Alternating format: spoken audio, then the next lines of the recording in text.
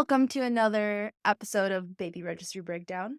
I'm your host, Parents Scott, and this is my husband, Kevin. Hello.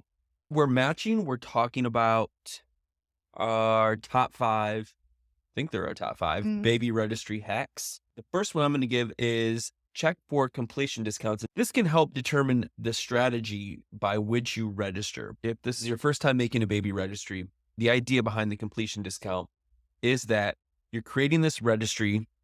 Obviously, other people are buying these items for you. Your shower happens. Now there's items that are on the registry. Yeah. That you want to purchase, and the completion discount gives you an opportunity to buy those items at some sort of discount. Mhm. A lot of times I think it's around 15%. It just depends on the retailer.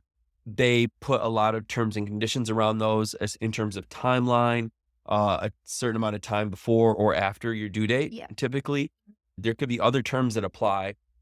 But one thing I'm going to say right off the bat, just from experience, I would never choose like the primary registry platform I use, the retailer I choose to register with on the basis of a completion discount. No, I would not either. Do you agree with that? Yeah, I absolutely agree. So what's your reason? They're not straightforward usually with the completion discount. So like the discounts don't apply to a lot of things that you will need. Oftentimes it does not. A lot of times the completion discounts won't apply to even big ticket items, Yeah. especially big ticket items. Like it wouldn't apply to like big brands often usually they don't apply to postpartum items that you'd need. You can't apply the discount to those generally. On Amazon, it has to be, I think, basically purchased through your registry. You can't use click to buy Mhm. feature. Yeah, it has to be something that already existed prior to you having your baby. So if it's an item that you put on your registry later or you didn't even put it on there at all, but like you're like, "Oh, I really need this and the baby's already born, so I'm just going to put it on my registry." Well, no, because you've already told them your due date. They're typically going to be capped. That gives you another strategy, which I don't think it's really how the completion discount was meant for, but you have a registry on that platform that has certain items that you know that you want to purchase. Mhm. You have those items already on your registry so that when you purchase them, you can purchase them at a discount. Yeah. So you could be very strategic about it and plan, but you have to make sure that if you're going to go through all the work of creating that registry, adding those items, then you're very intentional that you're following the terms and conditions and the steps that you need to actually get that discount. And that's the really tricky part. Mhm. So make sure you read those in advance, read the fine print. If you're working with us, we can work through you with that. This is not financial or legal advice. Just go read the terms where you're registering and make sure that you have checked off every one of those things to get that completion discount, because, you hate to put in all that work. You could spend several hours building a registry for that purpose and then not be able to get any of the discounts, which Yeah. is a waste.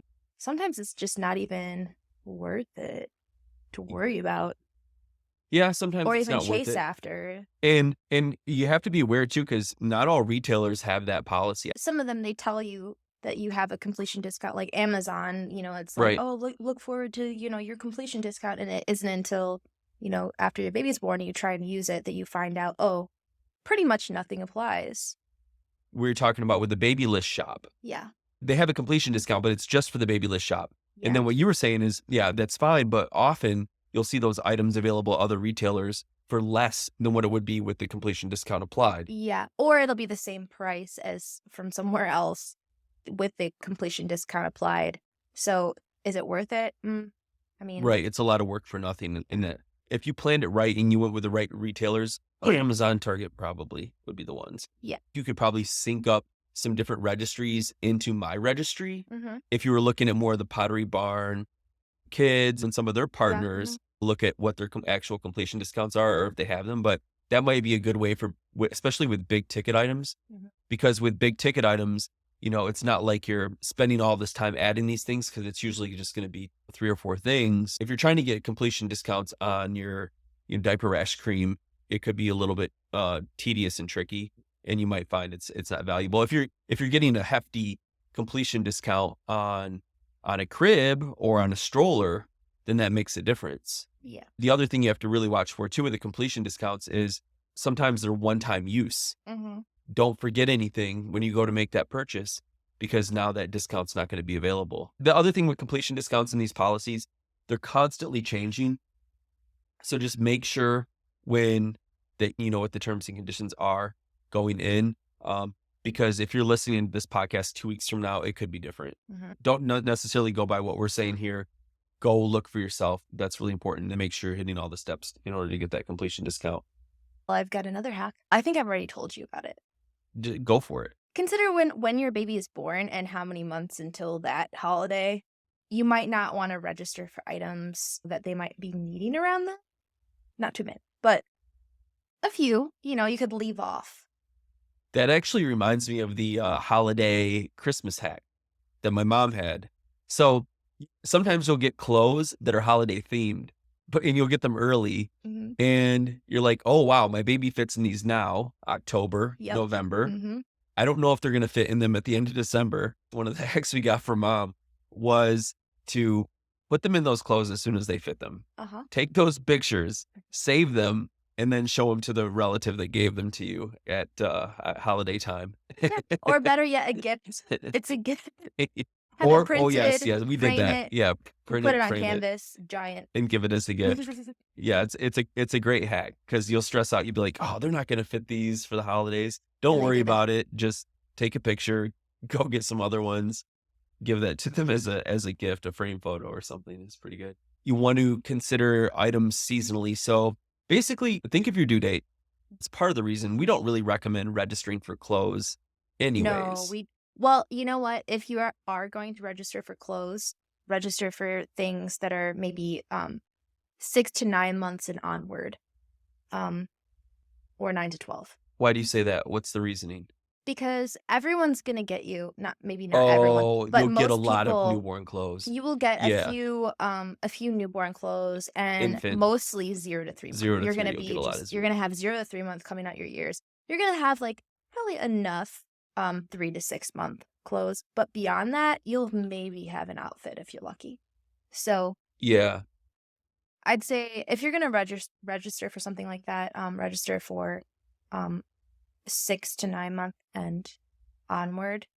So here's a question. Would you register to like clothing to like kind of just give people an idea of your style, or Yeah, I would. you would, or you think Yes. they'll just like be like not paying attention to I that anyways? mean, I tried, and because we were having a boy and a girl, and at the time I was like dead set on no pink for our baby girl. She was not ever gonna wear pink. She wasn't gonna wear purple. She was just gonna, it was gonna Yeah. be cute, like green. I love green. Yeah.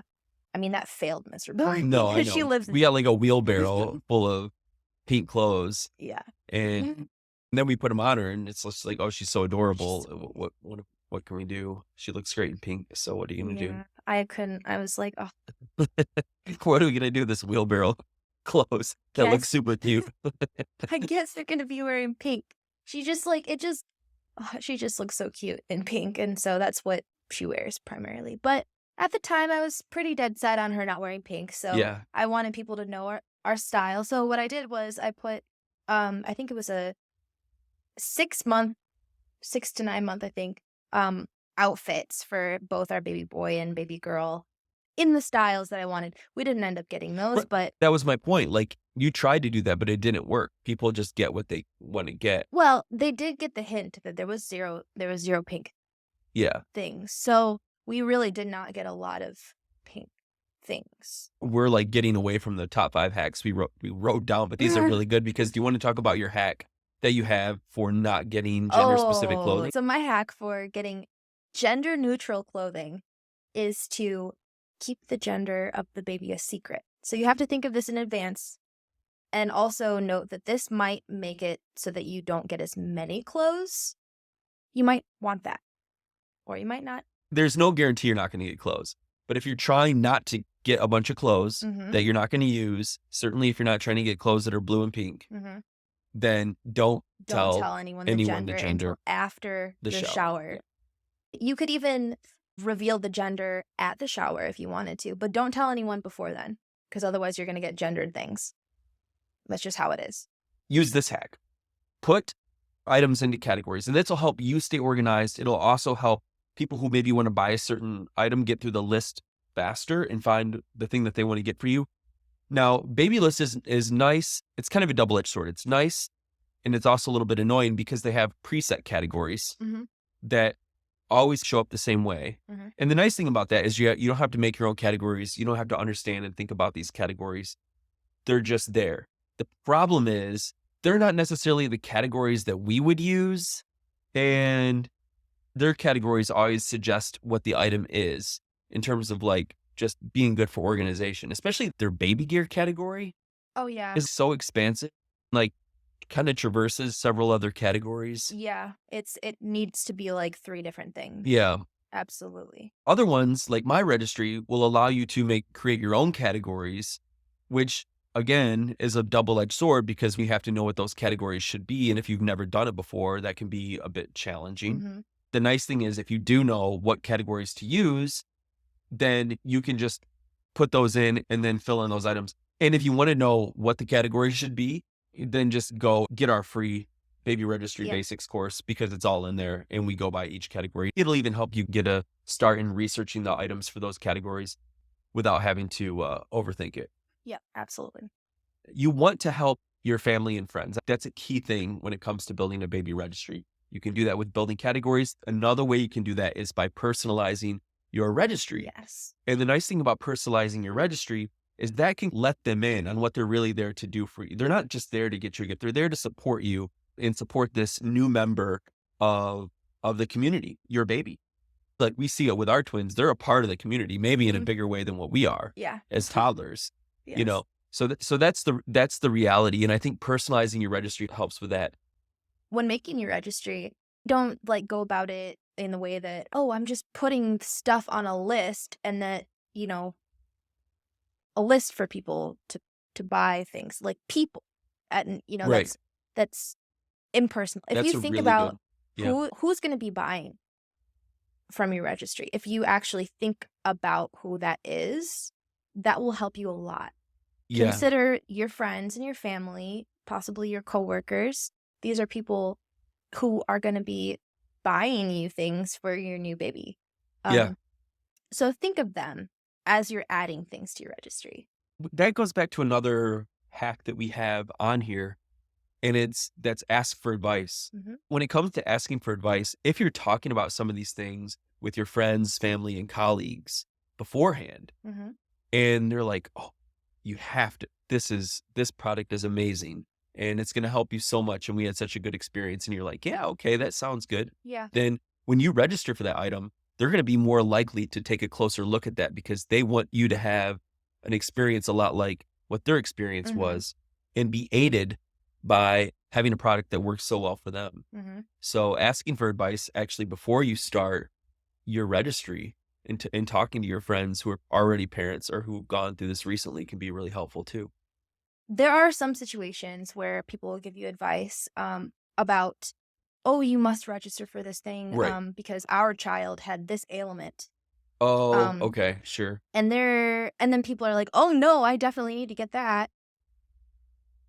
Yeah. Just, don't, because often those are, like, products that are fairly inexpensive that you can easily get just, like, I don't know, even in the middle of the night.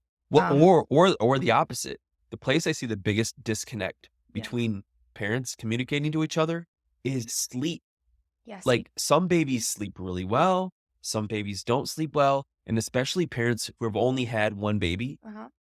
Even in our case, where I think the twins were pretty similar in terms of how they slept, which was good. Yeah, fairly similar, yeah. Like it's hard to relate to a parent whose baby's having really real sleep problems and vice versa.